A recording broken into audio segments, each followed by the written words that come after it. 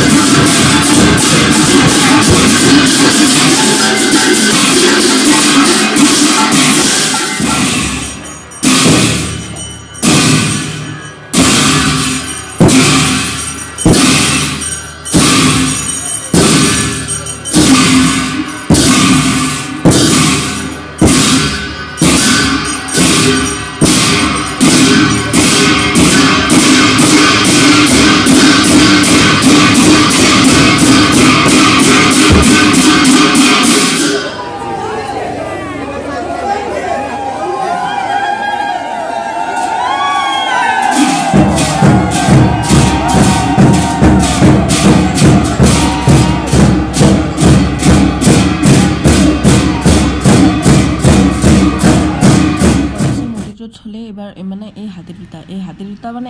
এটাৰ ওজন 3 টনতকৈ অধিক আছে সেইবাবে এগেইন আপোনাৰ জেচিবিৰে উঠাব লাগিব চ' হাতী দুটা আপোনাৰ গেটতে ৰাখিব আৰু মূৰ্তিটো আপোনাৰ মন্দিৰত নিব মেইন মন্দিৰত কিন্তু কথাটো হৈছে যে প্ৰাণ প্ৰতিষ্ঠা কৰা নাই যেতিয়া কৰিব মানে হয়তো আপোনাৰ শিৱৰাত্ৰিৰ দিনা কৰিব তেতিয়া এগেইন মন্দিৰত থ'ব কিন্তু এতিয়া মানে ইয়াতে থৈ দিছে আৰু মন্দিৰৰ কাষতে থৈ দিছে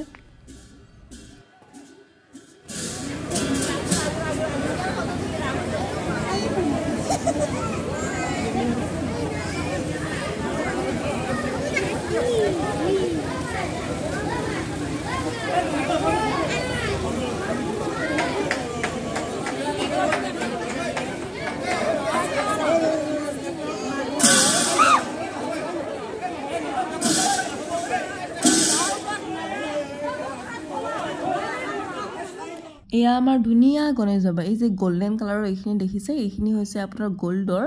আৰু এই লাৰুকেইটা বা এইকেইটা গোটেইখিনি হৈছে আপোনাৰ গোল্ডৰ আৰু যিখিনি মানে গোটেই বডিটো হৈছে আপোনাৰ ব্ৰঞ্জৰে নিৰ্মিত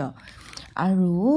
আমাৰ এই গণেশৰ মূৰ্তিটো টোটেল আপোনাৰ 49 লাখ গৈছে আৰু আপোনাৰ হাতী দুটাৰ এটাত মানে 11 লাখকে মানে দুটা মিলি পেলাই 22 লাখ মানে